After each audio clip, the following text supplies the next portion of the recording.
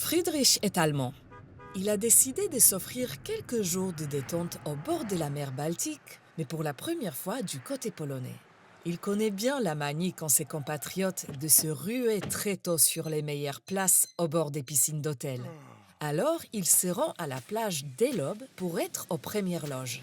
Friedrich n'en croit pas ses yeux. Une foule de Polonais est déjà là.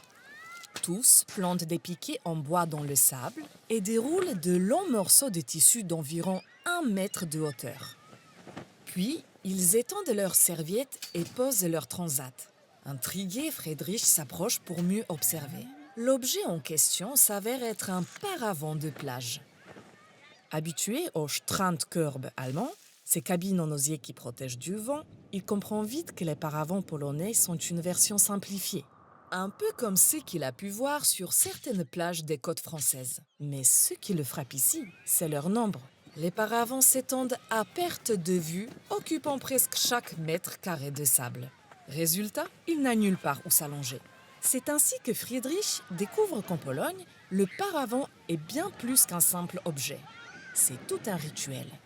Les Polonais ont même inventé un mot pour décrire ce phénomène, le paravaning. Le terme est formé à partir de paravan, paravent, et de la terminaison anglaise ing, qui indique une action.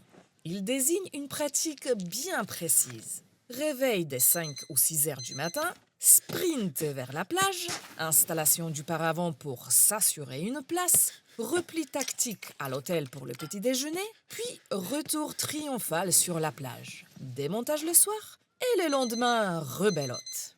On peut se procurer des paravents partout.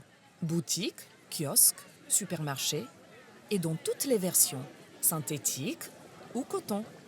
Classiques avec motif marin ou plus extravagants comme celui-ci avec l'aigle blanc, le symbole national polonais.